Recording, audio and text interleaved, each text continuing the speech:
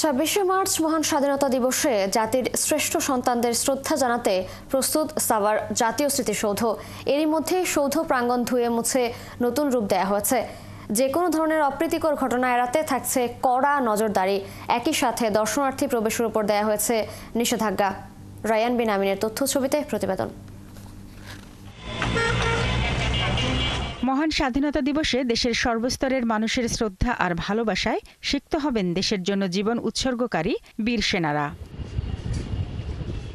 এরই মধ্যে পরিষ্কার পরিচ্ছন্নতা ও ধোয়া মোছার কাজ শেষের পথে। আমরা গণপূর্ত অধিদপ্তরের পক্ষ থেকে পুরো স্মৃতিসৌধ কমপ্লেক্সকে ধুয়ে মুছে পরিষ্কার পরিপাটি করা, ফুল দিয়ে সাজানো, রং তুলির কাজ, সিসি ক্যামেরা স্থাপন, লেক সংস্কার সহ সকল ধরনের কার্যক্রম সম্পন্ন করেছি। সৌধের চূড়া থেকে শহীদ বেদি, পায়ে চলার সড়ক সবই ধুয়ে মুছে চকচকে করা হয়েছে। চত্বরের সিঁড়ি ও স্থাপনায় পড়েছে রং তুলির আঁচড়। যেখানে যেখানে গাছ বড় আছে সেগুলো কেটে ঝাড়ু দিয়ে পয় পরিষ্কার করে দিচ্ছি। চারা লাগাইতেছি, গাছে পানি দিতেছি, গ্রুপ নিরি করছি, তারপরে ওই যে ঘাস কাটা লাগতেছে, পয় পরিষ্কার রাখতেছি। পুলিশ জানায় দিবসটি উপলক্ষে ওয়াচ টাওয়ার ও সিসিটিভির মাধ্যমে সার্বক্ষণিক নজরদারিতে রাখা হবে পুরো সৌধ এলাকা। পাশাপাশি সাদা পোশাকে থাকবে গোয়েন্দা নজরদারি। সাভারের আমিন বাজার থেকে শুরু করে এদিকে বাইপাইল আর ওইদিকে ধামরাইয়ের সীমানা পর্যন্ত সব দিকে আমাদের নিরাপত্তা বলয় বস্টেনে থাকবে। এছাড়া আমাদের গোয়েন্দা বাহিনী থাকবে, ডিবি থাকবে। এছাড়া আমাদের যারা স্মৃতিসৌধের ভেতরের এবং বলাই এবং বাহিরের বলাই অর্থাৎ দুই ওয়ালকে কেন্দ্র করে যা প্রয়োজন সেটা থাকবে। ভোরের প্রথম প্রহরে রাষ্ট্রপতি, প্রধান উপদেষ্টা ও অন্যান্য উপদেষ্টারা শ্রদ্ধা জানানোর পরই সাধারণ মানুষের জন্য খুলে দেওয়া হবে জাতীয় স্মৃতিসৌধ। শারমিন স্বপ্না, ৭১। দর্শক, এ বিষয়ে আরো জানাতে আমাদের সাথে সাভার থেকে যুক্ত হচ্ছেন সহকর্মী রায়ান বিন আমিন। রায়ান, স্মৃতিসৌধে শেষ মুহূর্তের প্রস্তুতি কেমন দেখতে পাচ্ছেন? এছাড়াও নিরাপত্তা ব্যবস্থা নিয়ে প্রশাসন কি বলছে? স্মৃতিসৌধের প্রস্তুতি বলতে গেলে মোটামুটি সবই শেষ।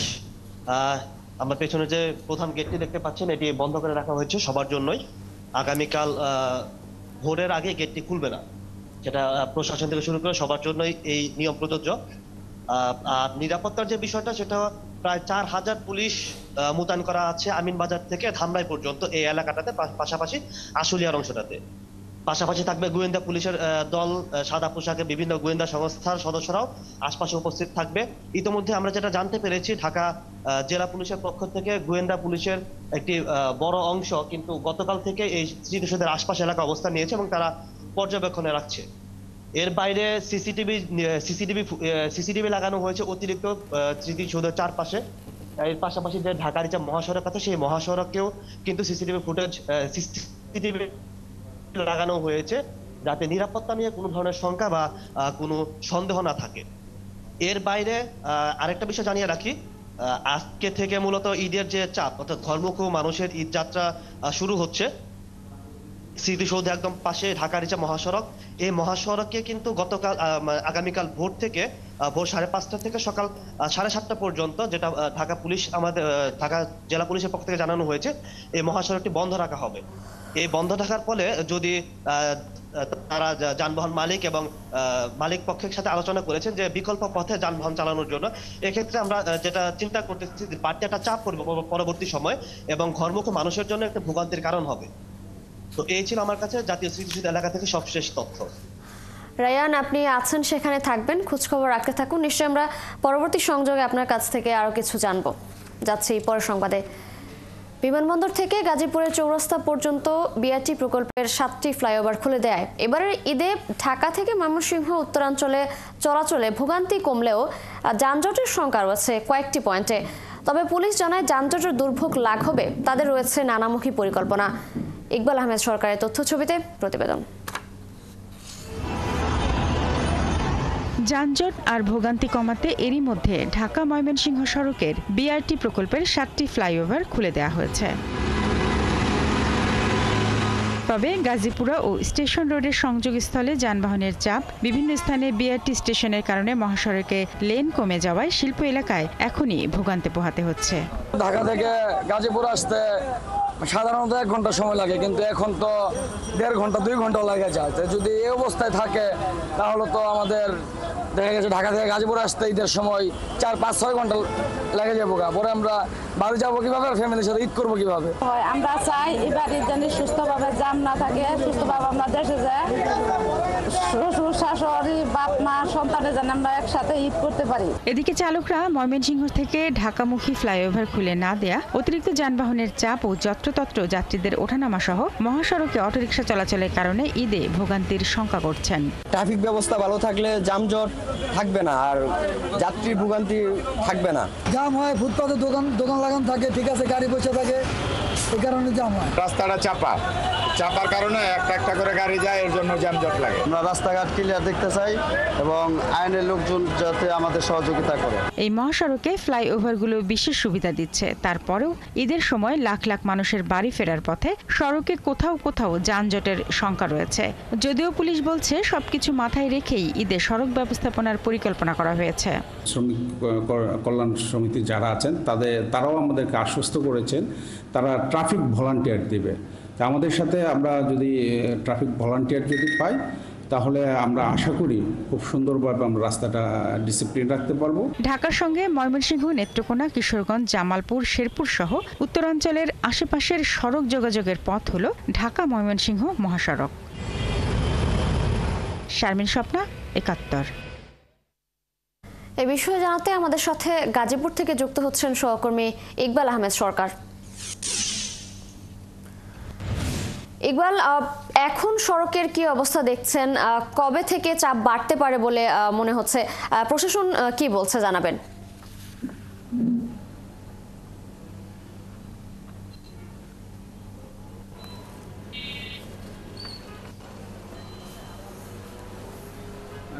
গাজীপুরের যে ঢাকা ময়মনসিংহ মহাসড়ক এবং ঢাকা টাঙ্গাইল মহাসড়ক, সেই দুটি মহাসড়ক এখন অনেকটাই স্বাভাবিক রয়েছে। দু একটি জায়গায় একটু দীর্ঘ সারি হচ্ছে যানবাহন, যেমন চাঁদনা রাস্তা এবং বোনবাজারে ফ্লাইওভার না থাকার কারণে আর রাস্তার মধ্যেই যানবাহন থামিয়ে যাত্রী ওঠানামার কারণে, এবং চান্দনা চৌরাস্তায় আপনি জানেন যে একটি ফ্লাইওভার খুলে না দেওয়ার কারণে দুটি জায়গায় মূলত একটু দীর্ঘ সারি হচ্ছে। আর চন্দ্রায় ওঠানামাকে কেন্দ্র করে ঢাকা টাঙ্গাইল মহাসড়কে একটু দীর্ঘ সারি হচ্ছে। আর পুরোপুরি বলা যায় যে এখন পর্যন্ত স্বাভাবিক রয়েছে।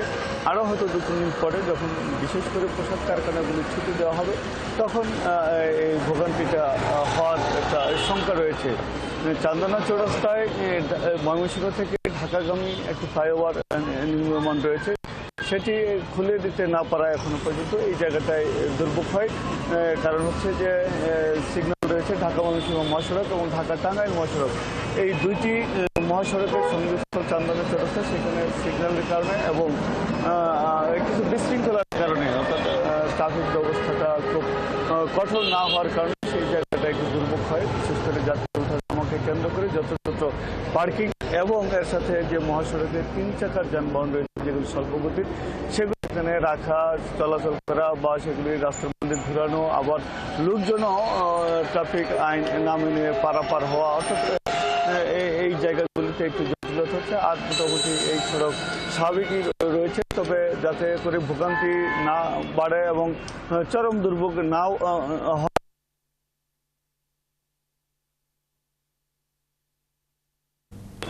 ট্রাফিক পুলিশ মোতায়েন করবে, আবার সাদা পোশাকেও দায়িত্ব পালন করবে, টহলে থাকবে। আর গুরুত্বপূর্ণ যে সকল পয়েন্ট রয়েছে সে সকল পয়েন্টে অতিরিক্ত আইনশৃঙ্খলা বাহিনী মোতায়েন থাকবে। আরও দু একটি কারণ হলো যে এই যে হওয়ার পথে সেই বিআরটি প্রকল্পের যে ফ্লাইওভারগুলি রয়েছে বা স্টেশনগুলি রয়েছে সেগুলির কারণে কোথাও কোথাও রাস্তা সরু হয়ে গেছে, অর্থাৎ এক লেনে চলাচল করতে হচ্ছে। পেছন থেকে 2 লাইনে 3 লাইনে গাড়ি এসে দেখা যাচ্ছে যে সরু জায়গাগুলো এক লাইনে পার হচ্ছে। এই জন্য সেই জায়গায় সব গাড়ি গতি কমাতে হচ্ছে, আর গতি কমানোর কারণেই দীর্ঘ সারি লেগে যাচ্ছে। তবে শেষ পর্যন্ত যখন গার্মেন্টসগুলি ছুটি হয়, অর্থাৎ ঈদের 2 দিন আগে বা 1 দিন আগে ছুটি হয়, সেই ছুটির সময় যেহেতু লাখ লাখ মানুষ ঘরমুখী ও শ্রমিক তারা একসাথে সড়কে নেমে আসে, সেই জায়গাটায় সামাল দেওয়া মুশকিল হয়। বলছেন পুলিশের কর্মকর্তারা যে সেই জায়গায় সামাল দেওয়ার জন্য তাদের প্রস্তুতি মাথায় রয়েছে, সেভাবে তারা পরিপূর্ণ সাজিয়েছেন। প্রয়োজনে তারা এক লেনে চলাচল করবে, অর্থাৎ প্রয়োজনে শুধু ঢাকা থেকে উত্তরবঙ্গের দিকে অর্থাৎ ময়মনসিংহের দিকে চলাচল করবে। আর বিকল্প শহরের ভিতর দিয়ে যে সড়কগুলি রয়েছে সেগুলো দিয়ে হয়তো ইকবাল, আপনি আছেন, আপনাকে ধন্যবাদ। আপনি থাকুন সেখানে, নিশ্চয়ই আমরা পরবর্তীতে আবার আপনার সাথে যুক্ত হব। দর্শক, গাজীপুরের থেকে যুক্ত ছিলেন আমাদের সহকর্মী ইকবাল আহমেদ সরকার। যাচ্ছি পরের সংবাদে। আশ্বাসের বেড়াজালে আটকে আছে ফেনীর মরহুম মাহবুবুল হক পেয়ারা সুইমিং পুল। অযত্ন, অবহেলা ও রক্ষণাবেক্ষণের অভাবে অকেজ হয়ে পড়েছে পুলের যন্ত্রপাতি ও মালামাল। রাতের বেলা বসে মাদক সেবীদের আড্ডা। কর্তৃপক্ষকে জানানো হলেও প্রতিকার না পাওয়ার অভিযোগ স্থানীয়দের। আর মেরামতে দ্রুত উদ্যোগ নেয়ার কথা জানান জেলা প্রশাসক। জহিরুল হক মিলুর তথ্য ছবিতে প্রতিবেদন। ফেনীর মরহুম মাহবুব উল হক পেয়ারা সুইমিং পুলটি নির্মাণ হয়েছে প্রায় 3 একর জায়গা জুড়ে। কিন্তু অবাক হলেও সত্য, এত বড় পুলে কেউই সাঁতার কাটে না। এলাকাবাসী জানান, মূল ভবনের সামনে ক্রিকেটের অনুশীলনের জন্য একটি মাঠ থাকলেও সেটি পরিত্যক্ত। মাঠ জুড়ে থাকে গরু ছাগল। পুরো জায়গাটি এখন মাদক কারবারিদের মূল আস্তানা। তালা ভাঙি গেছে, রড কাটি গেছে, দোতলা দিয়ে গলে আর মোটর টোটর সব লয়ে গেছে। এটা আমি অভিযোগ জানাইছি। বাইরের থেকে অনেক মানুষ আসার পরেও সুইমিং পুল আসে, দেখা যায় এটা পরিত্যক্ত। অনেকেই যায় সুইমিং পুলে গোসল করতে বা সুইমিং করতে। সুইমিং পুলটির সামনের অংশে ভবনের জানালার গ্লাস ভাঙা, দেয়ালে ধরেছে ফাটল, খসে পড়ছে পলিস্তারা। 8 লেনের সুইমিং পুলে সাঁতার কাটার পানি নেই, আর মেশিনারি যন্ত্রপাতিও এলোমেলো, বেশিরভাগই নষ্ট হয়ে গেছে। এটা চালু হয়, অনেকজন হয়তো বা এটার ফিল নিতে পারবে, আবার যারা সাঁতার পারে না সাঁতার শিখতে পারবে, এটা ঘুরতে আসতে পারবে। প্রতি বছর এখানে কিছু একটা হয়, আমাদের এলাকার মানুষ অনেক সুযোগ সুবিধা পাবে। ক্রীড়া প্রেমীরা জানান, জেলা পর্যায়ে সাঁতার শেখানো, বিভিন্ন সাঁতার প্রতিযোগিতার আয়োজন এবং স্থানীয় ও আশপাশের জনসাধারণের জন্য সুইমিংয়ের ব্যবস্থা করতেই সুইমিং পুলটি নির্মাণ করা হয়েছিল। কিন্তু নির্মাণের 2 যুগেও এখানে কেউ সাঁতরানোর সুযোগ পায়নি। আমরা যারা সবসময় স্পোর্টসের সঙ্গে থাকি, এই স্পোর্টসের জন্য এই পুলটি চালু করা খুবই দরকার। জেলা প্রশাসক জানান, জনবল সংকটে সুইমিং পুলটি চালু হয়নি, তবে জাতীয় ক্রীড়া পরিষদ ও মন্ত্রণালয় বরাবর চাহিদা দেবার আশ্বাস দেন তিনি। আমরা এই বিষয়টি নিয়ে আমরা পরীক্ষা নিরীক্ষা করব এবং এর যে ডকুমেন্টগুলো আছে সেগুলো আমরা খোঁজার চেষ্টা করব এবং সেই অনুযায়ী আমরা জাতীয় ক্রীড়া পরিষদ এবং যুব ও ক্রীড়া মন্ত্রণালয়কে আমরা পরবর্তী নির্দেশনা চাওয়ার জন্য পত্র দিব। 2000 সালে 3,50 লাখ টাকা ব্যয় ফেনী শহরের দাউদপুর এলাকায় জাতীয় ক্রীড়া পরিষদের উদ্যোগে নির্মাণ করা হয় ফেনী জেলার সুইমিং পুলটি। আব্দুল্লাহ মামুন, 71। দর্শক, এ বিষয়ে জানাতে আমাদের সাথে ফেনী থেকে যুক্ত হচ্ছেন সহকর্মী জহিরুল হক মিলু। মিলু, সুইমিং পুল চালু না হওয়ার মূল কারণ কি? প্রশাসন এ নিয়ে কি বলছে? এছাড়াও এই যে কাজের অগ্রগতি নিয়ে কর্তৃপক্ষ কিছু বলেছে কিনা জানাবেন আমাদেরকে।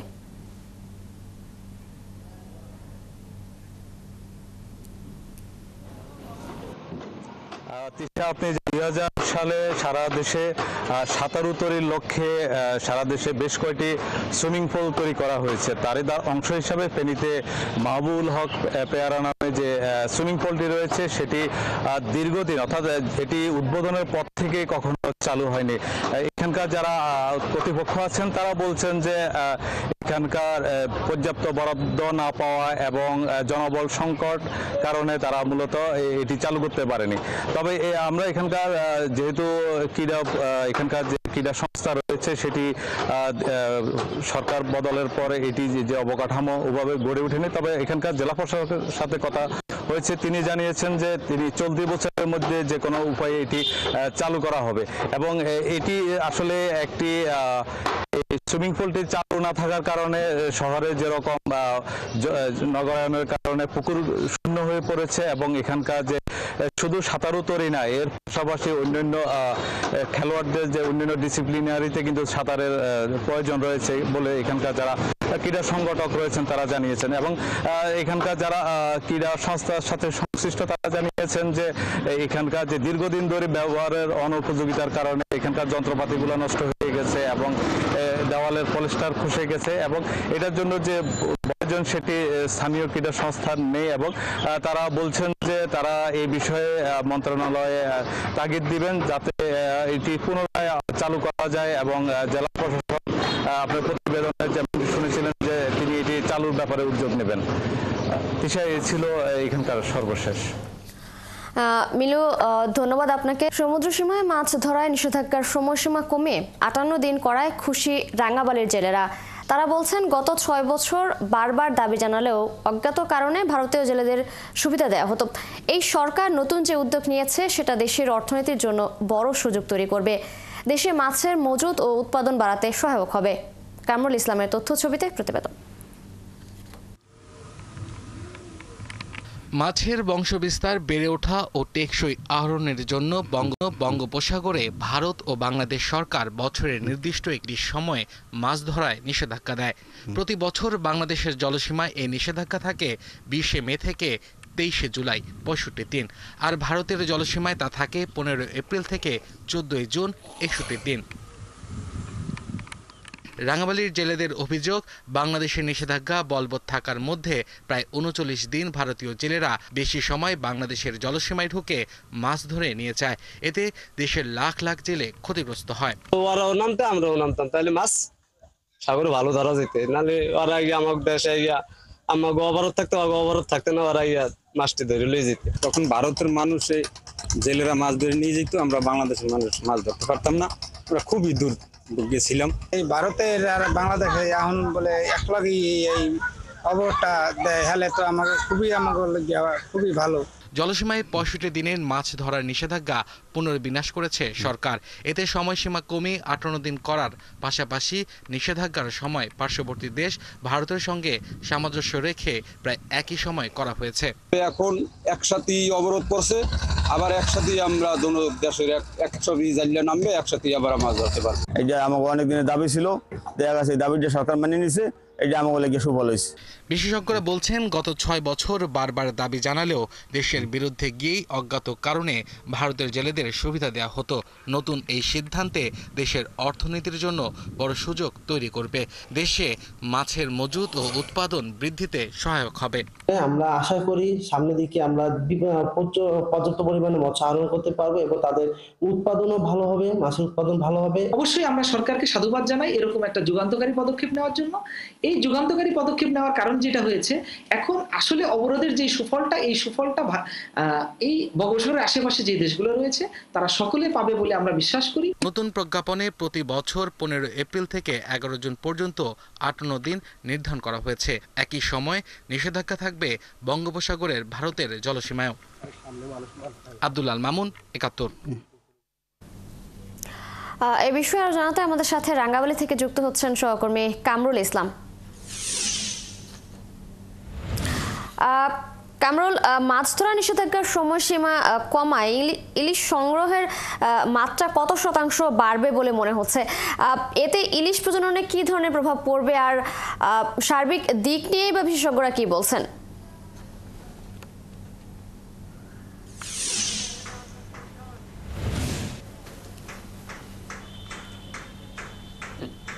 জি তিশা, ধন্যবাদ আপনাকে। আপনি যেমনটি প্রতিবেদনের মাধ্যমে জানছিলেন যে এক বঙ্গোপসাগর, কিন্তু বাংলাদেশ ও প্রতিবেশী দেশ ভারতের জলসীমায় 2 ধরনের সময় নিষেধাজ্ঞা আরোপ করা হতো। বাংলাদেশ জলসীমায় এই নিষেধাজ্ঞা ছিল 20 মে থেকে 23 জুলাই পর্যন্ত এবং ভারত জলসীমায় এই নিষেধাজ্ঞা ছিল 15 এপ্রিল থেকে 14 জুন পর্যন্ত।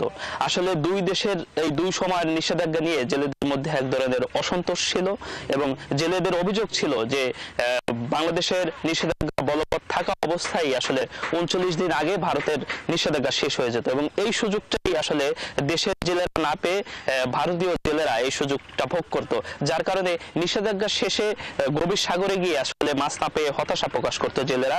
এবং জেলেরা বলছিল যে এই যে নিষেধাজ্ঞার সময় সীমা এবং মাছের বংশবিস্তার এবং বেড়ে ওঠা এবং টেকসই আহরণের এই সুযোগটা আসলে ভারতীয় জেলেরা ভোগ করত, যা নিয়ে দীর্ঘদিন ধরেই ক্ষোভ চলছিল। এবং বিশেষজ্ঞরা বলছিল যে এই যে নিষেধাজ্ঞার সুযোগটুকু ভারত ভোগ করার কারণে বাংলাদেশি জেলেরা বঞ্চিত হতো, এমনটি কিন্তু বিশেষজ্ঞরাও অভিমত প্রকাশ করেছেন। তবে দীর্ঘদিনের সেই যে জটিলতা সেটি কাটিয়ে এ বছর থেকে আসলে মৎস্য প্রাণী সম্পদ মন্ত্রণালয় একটি প্রজ্ঞাপন জারি করেছে 16 মার্চ। সেই প্রজ্ঞাপনের মাধ্যমে আমরা জানতে পেরেছি যে চলতি বছর থেকে আসলে 15 এপ্রিল থেকে 11 জুন পর্যন্ত তাতে প্রায় 58 দিন আসলে নিষেধাজ্ঞা সময়সীমা বেঁধে দেওয়া হয়েছে। 65 দিনের নিষেধাজ্ঞা 7 দিন কমে 58 দিন নিষেধাজ্ঞা স্বস্তি প্রকাশ করেছেন জেলেরা বলছেন। এবং পাশাপাশি বাংলাদেশ সরকার বর্তমানে যে ভারত এবং বাংলাদেশ জলসীমার যে নিষেধাজ্ঞা সময়সীমা সামঞ্জস্য রেখে এবছর নিষেধাজ্ঞা আরোপ করেছে এবং এটি কার্যকর হবে এবছর থেকে, এবং এ নিয়ে জেলেরা স্বস্তি প্রকাশ করেছেন। এবং বিশেষজ্ঞরা বলছেন যে এর মাধ্যমে মাছের উৎপাদন বৃদ্ধি পাবে এবং এতে করে মাছের মজুদও বাড়বে বলে আশা করছেন বিশেষজ্ঞরা। সেই সঙ্গে বিশেষজ্ঞরা বলছেন যে এটি একটি যুগান্তকারী পদক্ষেপ হয়েছে সরকারের, এর মাধ্যমে বাংলাদেশি জেলেরা কিন্তু এর সুফল ভোগ করবে এবছর থেকে। এটি জেলেদের মধ্যে একটি স্বস্তি আমরা দেখেছি। এবং মৎস্য বিভাগ বলছে যে গত বছর রাঙ্গামালী উপজেলার সমুদ্রগামী জেলেরা প্রায় 18,000 মেট্রিক টন কিন্তু ইলিশ আহরণ করছে। এবছরের যে নিষেধাজ্ঞা সময়সীমা বেঁধে দেওয়া হয়েছে, এক হচ্ছে যে নিষেধাজ্ঞা সময়সীমা 7 দিন কমেছে এবং সেই সঙ্গে ভারত ও বাংলাদেশের নিষেধাজ্ঞা সময়সীমা এক থাকায় বাংলাদেশি জেলেরা এবছর আরো বেশি ইলিশ আহরণ করতে পারবে এবং এই উপকূলীয় অঞ্চলের জেলেরা বেশি পরিমাণ ইলিশ পাবে বলে প্রত্যাশা রাখছেন তারা। সব মিলিয়ে নিষেধাজ্ঞার যে সময়সীমা বেঁধে দেওয়া হয়েছে, বর্তমান নিষেধাজ্ঞার সময়সীমা, এটি নিয়ে জেলে ব্যবসায়ী সহ সংশ্লিষ্ট যারা রয়েছেন তাদের মধ্যে এক ধরনের স্বস্তি বিরাজ করছে। এই ছিল নিষেধাজ্ঞা সময়সীমা নিয়ে আমার কাছে সর্বশেষ। কামরুল, ধন্যবাদ আপনাকে। আপনার মাধ্যমে জানছিলাম মাছ ধরার নিষেধাজ্ঞার সময়সীমা কমায় খুশি রাঙ্গামালী জেলেরা। যাচ্ছি পরের সংবাদে। সিলেটের মেজর জেলায় এক চিকিৎসকের বাসার গৃহপরিচারিকার রহস্যময় মৃত্যু হয়েছে। মেয়েটির পরিবারের অভিযোগ, নির্যাতনের পর হাসপাতালে চিকিৎসাধীন অবস্থায় 15 বছর বয়সী এই মেয়ের মৃত্যু হয়। এদিকে পুলিশ জানায়, অভিযুক্ত গৃহকর্তার বাসায় গিয়ে পুলিশ কাউকে খুঁজে পায়নি। সাকিব আহমদ মিঠুর তথ্য ছবিতে প্রতিবেদন। গত শনিবার রাতে লাকি আক্তার নামের এক গৃহ পরিচারিকাকে মুমূর্ষ অবস্থায় আনা হয় Sylhet MAG Osmani medical college হাসপাতালে। পরবর্তীতে তার শারীরিক অবস্থার অবনতি হলে ICUতে ভর্তি করা হয়। রবিবার রাত 2টায় তার মৃত্যু হয়। স্বজনদের অভিযোগ, সিলেটের মেজর টিলায় মোহাম্মদ জাকারিয়া নামের চিকিৎসকের বাসায় কাজ করত লাকি। সেখানে তাকে নানা ধরনের শারীরিক নির্যাতন করা হতো, এ কারণেই তার মৃত্যু হয়েছে। এর আগেও কয়েকবার তাকে নির্যাতন করার দাবি করেন স্বজনরা। আমার কাছে ফোন গেছে যে আমার বাতি একটা মারা গেছে ওসমানী মেডিকেল। আমি জানলাম যে কিভাবে মারা গেছে, কি হয়েছে। মানুষ একজন ডাক্তার জাকারিয়া করি নাম, উনি আনিয়া ভর্তি করছেন শনিবারে রাতকে বেলে। ওকে দংশন করা হয়েছে, ওর উপরে অত্যাচার করা হয়েছে।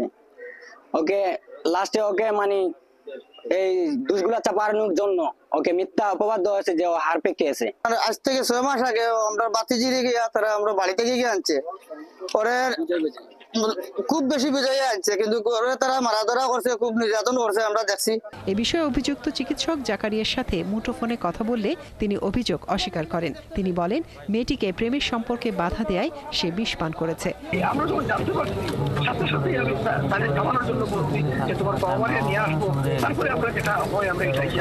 এদিকে ঘটনার পরপরই পুলিশ সহ সাংবাদিকরা চিকিৎসক জাকারিয়ার বাসায় গেলেও সেখানে কাউকে পাওয়া যায়নি। প্রতিবেশীরাও জানেন না তারা কোথায় গেছেন। সিলেট মেট্রোপলিটন পুলিশের মিডিয়া অফিসার সাইফুল ইসলাম জানান, অভিযুক্ত চিকিৎসকের সাথে যোগাযোগ করা হলেও তিনি পুলিশের সাথে দেখা করেননি। আর শাহপরান থানার ভারপ্রাপ্ত কর্মকর্তা মনির হোসেন জানান, লাকি আক্তারের মৃত্যুর কারণ এখনো নিশ্চিত হওয়া যায়নি, ঘটনার তদন্ত চলছে। এরকম একটা জিনিস লিখেছে, আমরা ইনকোয়েস্ট করেছি, ইনকোয়েস্টের কার্যক্রম চলতেছে, এটা আমরা পোস্টমর্টম দিচ্ছি। ময়নাতদন্তের রিপোর্টে অ্যাকচুয়ালি আসল তথ্য জানা যাবে ময়না রিপোর্ট প্রাপ্তির পরে, এর আগে আসলে কিছু বলা যাবে না। এ ঘটনায় থানায় মামলা দায়েরের প্রস্তুতি নেওয়া হচ্ছে বলে জানিয়েছে নিহত লাকি আক্তারের পরিবার। মনিরা কাজুরি, ৭১। সংবিধান সংস্কারের জন্য গণপরিষদ নির্বাচন প্রয়োজন বলে মন্তব্য করেছেন জাতীয় নাগরিক পার্টির কেন্দ্রীয় আহ্বায়ক নাহিদ ইসলাম। সোমবার সন্ধ্যায় নারায়ণগঞ্জ জেলা এনসিপির উদ্যোগে আয়োজিত ইফতার মাহফিলে ভার্চুয়ালি যুক্ত হয়ে তিনি এই মন্তব্য করেন। তিনি বলেন, এনসিপি ৩টি বিষয় নিয়ে কাজ করছে, তা হচ্ছে জুলাই হত্যাকাণ্ডের বিচার, রাষ্ট্রের সংস্কার ও সংবিধান সংস্কারের জন্য গণপরিষদ নির্বাচন। নাহিদ ইসলাম আরও বলেন, এদেশের মানুষ চায় না জুলাই অভ্যুত্থানের পর পুরনো রূপেই দেশের রাজনীতি চলুক। এই সংবিধান সংস্কারের জন্য গণপরিষদ নির্বাচন প্রয়োজন। বিশেষ অতিথির বক্তব্যে এনসিপির সিনিয়র যুগ্ম আহ্বায়ক সামান্থা শারমিন বলেন, গণপরিষদ ছাড়া আর কোনো নির্বাচনের কোনো ম্যান্ডেট নেই। এই সংবিধান একটি প্রশ্নবিদ্ধ সংবিধান।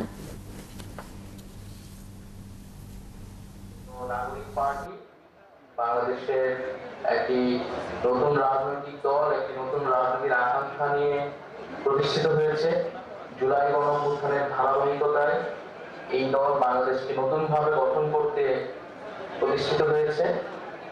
আমরা মানুষের প্রত্যাশা এবং ভালোবাসা সমর্থন নিয়ে একটি নতুন রাজনীতি তৈরি করতে চাই, যা সামনের বাংলাদেশকে নতুনভাবে তৈরি করবে। যারা আওয়ামী লীগের পুনর্বাসন চাইবে তাদেরকে শত্রু বলে গণ্য করা হবে, এমন মন্তব্য করেছেন জাতীয় নাগরিক পার্টির এনসিপির দক্ষিণাঞ্চলের মুখ্য সংগঠক হাসনাত আব্দুল্লাহ। সোমবার সন্ধ্যায় ব্রাহ্মণবাড়িয়ার কসবায় মহিলা কলেজ মাঠে জাতীয় নাগরিক পার্টি কসবা উপজেলা শাখা আয়োজিত ইফতার ও দোয়া মাহফিলে তিনি এসব কথা বলেন। হাসনাত আব্দুল্লাহ বলেন, আওয়ামী লীগের শাসনামল ছিল আইয়ামে জাহিলিয়াতের সময়, তাই আওয়ামী লীগের রেজিস্ট্রেশন বাতিল করে চিরকালের মতো বাংলাদেশ থেকে তাদের রাজনীতি নিষিদ্ধ করতে হবে। তিনি বলেন, যারা ফ্যাসিস্ট আওয়ামী লীগকে পুনর্বাসন করতে চাইবে তাদেরকে শত্রু বলে গণ্য করা হবে।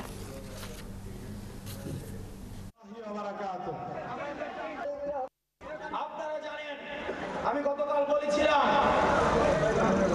10টা ফিরাউন এবং 10টা ফিরাউনকেও যদি একত্র করা হয় তাহলেও হাসিনার মতো এত বড়, এত দুর্ধর্ষ, এত জুলুমকারী আর হইতে পারবে না। আওয়ামী লীগ সরকার, বিএনপি অনেক মুক্তিযোদ্ধাদেরও স্বাধীনতার মাসকে উন্মুক্ত মাঠে উদযাপন করতে দিত না বলে মন্তব্য করেছেন বিএনপি চেয়ারপারসনের উপদেষ্টা ও সাবেক বিরোধী দলীয় চিফ হুইপ জয়নুল আবদিন ফারুক। সোমবার বিকেলে নোয়াখালীর সেনবাগ পৌর বিএনপিও এর বিভিন্ন অঙ্গ সংগঠনের উদ্যোগে আয়োজিত ইফতার ও দোয়া অনুষ্ঠানে এই কথা বলেন তিনি। এ সময় তিনি আরও বলেন, প্রশাসন বিএনপির মধ্যে বিভেদ তৈরি করে স্বাধীনতা বিরোধীদের সুযোগ করে দিচ্ছে, তাই দলের নেতাদের এ বিষয়ে সজাগ থাকতে হবে। পরে বিএনপি চেয়ারপারসন বেগম খালেদা জিয়া, ভারপ্রাপ্ত চেয়ারম্যান তারেক রহমানের সুস্থতা ও দেশ ও জাতির মঙ্গল কামনা করে দোয়া করা হয়।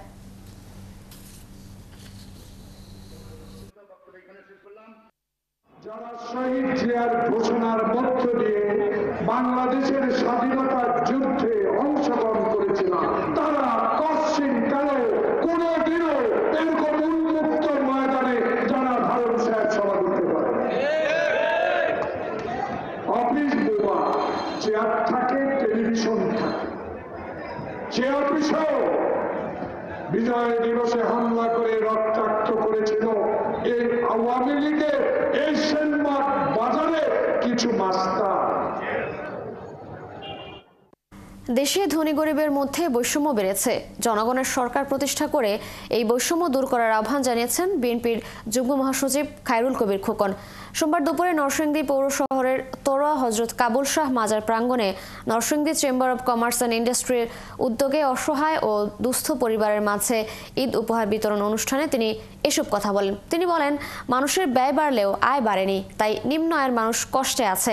আগামী দিনে একটি জনগণের সরকার প্রতিষ্ঠা করে এই সমস্যা দূর করতে হবে। কোনো লুটেরা যেন মানুষের ভাগ্য নিয়ে চিনিমিনি খেলতে না পারে, সে ব্যাপারে সবাইকে সজাগ থাকারও আহ্বান জানান তিনি।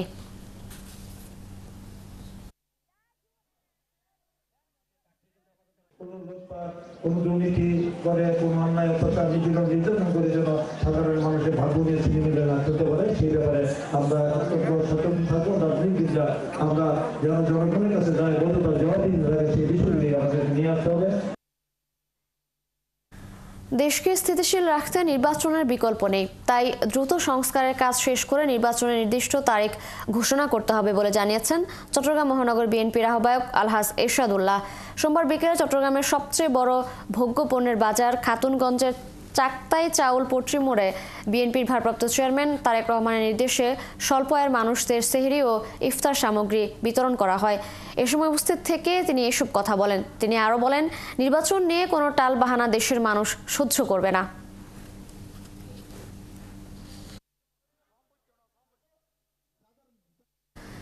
সেনাবাহিনীকে বিতর্কিত করার জন্য, গণতন্ত্রকে বিনষ্ট করার জন্য দেশি বিদেশি ষড়যন্ত্র অব্যাহত রয়েছে বলে মন্তব্য করেছেন ফরিদপুরের কেন্দ্রীয় কৃষক দলের সাধারণ সম্পাদক শহীদুল ইসলাম বাবুল।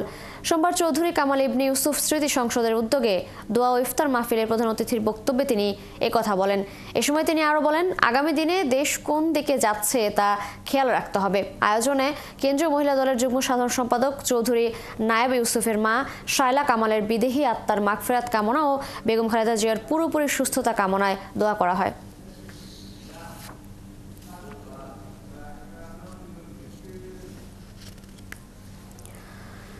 সিলেটের জকিগঞ্জে সংযুক্ত আরব আমিরাত বিএনপির উদ্যোগে দোয়া ও ইফতার মাহফিল হয়েছে। সংযুক্ত আরব আমিরাত বিএনপির আহ্বায়ক জাকির হোসাইনের সহযোগিতা ও জকিগঞ্জ উপজেলা ও পৌর বিএনপি আয়োজন করে। এ সময় বিএনপি চেয়ারপারসন বেগম খালেদা জিয়ার সুস্থতা কামনায় দোয়া করা হয়। এতে বিএনপি নেতাকর্মীরা ছাড়াও অংশ নেন বিভিন্ন শ্রেণী পেশার কয়েক হাজার মানুষ। এর আগে সংক্ষিপ্ত আলোচনা সভায় বক্তারা তারেক রহমানের নির্দেশনা বাস্তবায়ন ও গণতন্ত্রের স্বার্থে সবাইকে ঐক্যবদ্ধ থেকে দেশের জন্য কাজ করার আহ্বান জানান।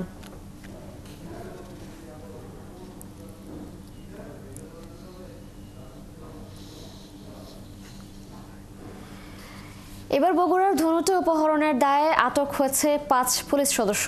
অভিযোগ, 12 লাখ টাকা মুক্তিপণের দাবিতে বগুড়ার ধনুতে ফ্রিল্যান্সার 2 ভাইকে আটকের পর জিম্মি করে 3 লাখ টাকা মুক্তিপণ আদায় করে রাজশাহী মেট্রোপলিটন পুলিশের 5 সদস্য।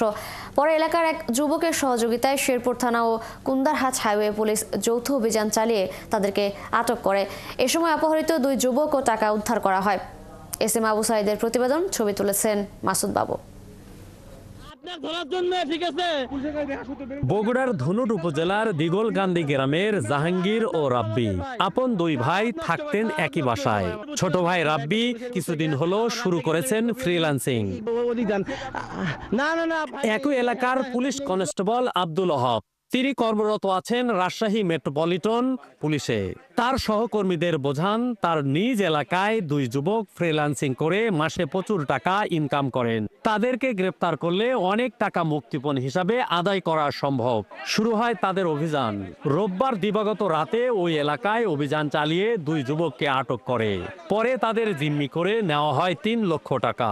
তারা প্রায় 12 লাখ টাকার মতো আমাদের থেকে মুক্তিপণ চাইছিল। আমরা না দেওয়াই গাড়ির ভিতর আমাদের অনেক অত্যাচার করেছিল। মানে 2 লক্ষ টাকা ক্যাশ দেওয়া হয়, বিকাশ নগদে 1,30,000 টাকা দেওয়া হয়। দেওয়ার পরে ওনারা আমাদেরকে রেখে মানে ওনাদের গাড়ি নিয়ে ওনারা চলে যাচ্ছে। পুলিশ সদস্যদের গ্রেপ্তারের এই দুঃসাহসিক অভিযানে অংশ নেওয়া স্থানীয় এক যুবক খোকন মাহমুদ জীবনের ঝুঁকি নিয়ে ধাওয়া করে এবং পুলিশকে খবর দেন। বাজারের লোকজনকে বলি যে ডাকাত এরা আমাদের থেকে 5 লাখ টাকা ছিনতাই করছে। তো বাজারের লোকজন যখন ওদের ধাওয়া করবে, ওরা আবার হাইস্টা ইউটার্ন নিয়ে দ্রুত চলে আসে। আর এদিক থেকে তো আমাদের হাইওয়ে পুলিশ ছিলই। পরে প্রতিমধ্যে আবার পুলিশের সাথে দেখা হয়, পুলিশও আমাদের সাথে যায়, গিয়ে পরে ওদের অস্ত্র তাক করে ধরে সবাইকে মানে এখানে এই থানাতে আনছে। অন্তর্বর্তীকালীন এই সরকার পুলিশের ভাবমূর্তি উদ্ধারে যখন কাজ করছেন, এ সময় এমন ঘটনায় ক্ষুব্ধ লোকজন। এইভাবে পুলিশ যায় ধরে পরে করছে 8 টাকা দাও, 5 লাখ 10 লাখ লিয়ে রাস্তায় একটা রেখে এইভাবে ছেড়ে দিবে, তাহলে এই সাধারণ মানুষ রাত 12টার পরে এরা কোথায় যাচ্ছে? কুন্দারহাট হাইওয়ে থানা পুলিশের ইন্সপেক্টর গ্রেপ্তারের বিষয়টি স্বীকার করেছেন। তাৎক্ষণিক ডিউটি পার্টি সন্তোষজনকভাবে একটা গাড়িতে যারা যাত্রী ছিল সবাইকে আটক করে। পরবর্তীতে এ বিষয়ে আমরা জেলা পুলিশকে অবগত করি, জেলা পুলিশ তাদেরকে নিয়ে যায় এবং পরবর্তী যে বিষয়গুলো সেটা বিস্তারিত তদন্ত হবে, তদন্ত সাপেক্ষে জানা যাবে। এসএম আবু সাইদ, 71, বগুড়া। চট্টগ্রামে বস্তাবন্দি অজ্ঞাত নারীর মৃতদেহ উদ্ধারের ঘটনার 24 ঘন্টার মাথায় হত্যার রহস্য উদ্ঘাটন করেছে পিবিআই। সোমবার সকালে চট্টগ্রামের মোহরা এলাকা থেকে অভিযুক্ত নয়ন বড়ুয়াকে গ্রেপ্তার করে পিবিআই। সকালে পাহাড়তলীর পিবিআই কার্যালয়ে ঘটনার বর্ণনা দিতে গিয়ে পুলিশ জানায়, একটি তৈরি পোশাক কারখানায় কাজ করার সময় নয়ন বড়ুয়ার সাথে প্রেম হয় নিহত জ্যোৎস্না বেগমের। স্বামী স্ত্রী পরিচয়ে বসবাসকালে নয়নকে ধর্মান্তরিত হয়ে বিয়ে করার জন্য চাপ দেয় জ্যোৎস্নাকে গলা টিপে হত্যা করে নয়ন। হত্যার পর প্রেমিকার মৃতদেহ রাতের আধারে বস্তাবন্দি করে ফেলে দেয় চট্টগ্রাম নগরীর লালখান বাজার এলাকায় ফ্লাইওভারের নিচে। আটক হওয়ার পর ঘটনার সত্যতা স্বীকার করেছে বলে জানায় পুলিশ। সেখান থেকে আমরা কিছু সিসিটিভি ফুটেজ সংগ্রহ করি। ফুটেজে দেখা যাচ্ছে যে নয়ন বড়ুয়া যে বস্তাটি আমরা পেয়েছিলাম এলিভেটেড এক্সপ্রেসের নিচে, ঠিক সেই বস্তাটি একটা রিক্সায় করে ওই বাসা থেকে বের হওয়ার যে সিসিটিভি ফুটেজ সেটা আমরা সংগ্রহ করেছি এবং নয়ন বড়ুয়া অকপটে সবকিছু স্বীকার করেছে। নেত্রকোনার দুর্গাপুর উপজেলার খামারের পাহারাদারকে হত্যা করে 7 গরু লুটের ঘটনায় আন্তজেলা ডাকাত দলের 5 সদস্যকে গ্রেপ্তার করেছে পুলিশ। সোমবার নেত্রকোনা জেলা পুলিশ সুপারের কার্যালয়ে সম্মেলন কক্ষে সংবাদ সম্মেলনে পুলিশ সুপার মির্জা সায়েম মাহমুদ জানান, রবিবার ডাকাত দলের সদস্যদেরকে গাজীপুর মহানগর ও সিরাজগঞ্জ জেলা সদর এলাকায় অভিযান চালিয়ে গ্রেপ্তার করা হয়। এছাড়া ডাকাতির কাজে ব্যবহার করা একটি ট্রাক, স্টিলের কাটার, চাইনিজ কুড়াল, দা, ছুরি সহ বেশ কিছু সরঞ্জাম উদ্ধার হয়। গত 5 মার্চ দুর্গাপুর উপজেলার শুকনাগুড়ি এলাকায় এই হত্যাকাণ্ড ও ডাকাতির ঘটনা ঘটে। G2G চুক্তির আওতায় ভারত থেকে আরও 11,500 টন চাল নিয়ে চট্টগ্রাম বন্দরে পৌঁছেছে MV DDS মেরিনা নামে একটি জাহাজ। বন্দর সংশ্লিষ্টরা জানান, উন্মুক্ত দরপত্র চুক্তির আওতায় ভারত থেকে 9টি প্যাকেজে মোট 4,50,000 মেট্রিক টন চাল আমদানির চুক্তি হয়েছে। এর মধ্যে 2,85,769 মেট্রিক টন চাল এরই মধ্যে দেশে পৌঁছেছে। জাহাজে থাকা চালের নমুনা পরীক্ষা করা হয়েছে। দ্রুত এসব চাল খালাস শুরু হবে বলেও জানান তারা। এর আগে গত 22 মার্চ 29,000 মেট্রিক টন চাল নিয়ে চট্টগ্রাম বন্দরে নোঙর করে AVOBE ডিনারেস নামে একটি জাহাজ।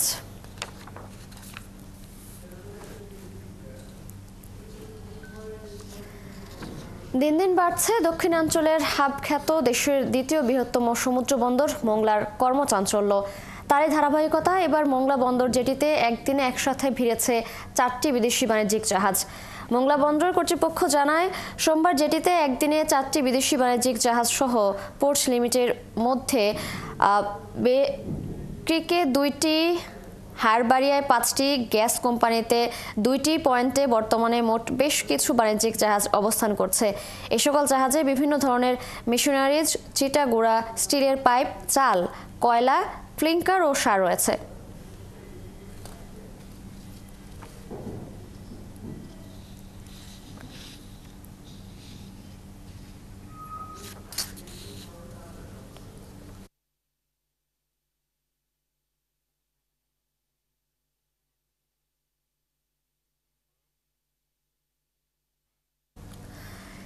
ঈদের বাকি মাত্র কয়েকদিন, জমে উঠেছে ঈদের কেনাকাটা। নরসিংদী শহরের বিপণী বিতান ও শপিং মলগুলোতে সকাল থেকে গভীর রাত পর্যন্ত ভিড় করছেন ক্রেতারা।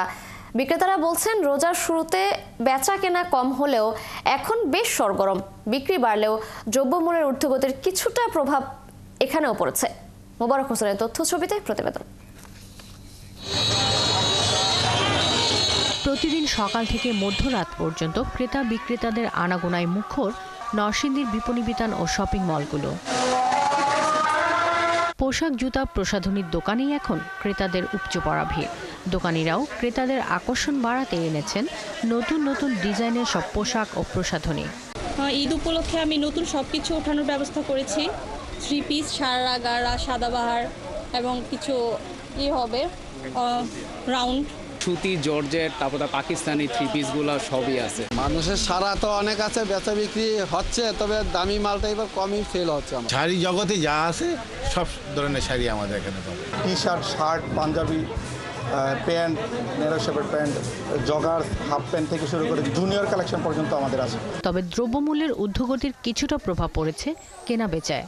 তাই কাপড়ের দাম কিছুটা বাড়তি, বিশেষ করে বড়দের তুলনায় ছোটদের পোশাকের দাম আকাশচুম্বী। বাজারে কোনো কিছু মিলতেছে না। বিশেষ করে আমি আমার বাচ্চার কেনাকাটা করছি, একটা জুতার অনেক দাম, নর্মাল একটা গেঞ্জি সেগুলোর দাম 1,500-2,000 টাকা, যেগুলো গতবার 800 বা 700 টাকা ছিল। বাচ্চাদের কাপড় অনেক দাম বেশি। আমি আমার আব্বুর সাথে আসছি, শপিং করতে আসছি, বাবার সাথে গেঞ্জি কিনতে আসছি। বার্গেনিং করা যায় যে মার্কেটটায়, সেটা মোটামুটি দাম একটু বেশি, কিন্তু বার্গেনিং করলে রিজনেবল প্রাইসে পাওয়া পাওয়া যাচ্ছে। সব জায়গায় দেখলাম, ঘুরলাম, কিন্তু জামা অনেকই দাম। এদিকে ঈদের কেনাকাটায় সব ধরনের ভোগান্তি কমাতে ছেলে ও মেয়ে ভলান্টিয়ার নিয়োগ দেওয়া হয়েছে। সিসি ক্যামেরার মাধ্যমে সর্বত্র দৃষ্টি রাখার পাশাপাশি প্রশাসনের সাথেও যোগাযোগ করা হচ্ছে। আমাদের কি কি প্রয়োজন আমরা তাদেরকে বলছি এবং তাদের সবার মানে গুরুত্বপূর্ণ কিছু নাম্বার আমাদেরকে দিয়ে দিছে যে আপনারা ইমার্জেন্সিতে আমাদের এই নাম্বারে যোগাযোগ করবেন। খুব অ্যাক্টিভ সবাই। বিগত বছরের তুলনায় দাম একটু বেশি হলেও নতুন জামা কিনতে পেরে খুশি শিশু ও কিশোররা। শাকিলা শম্পা, ৭১।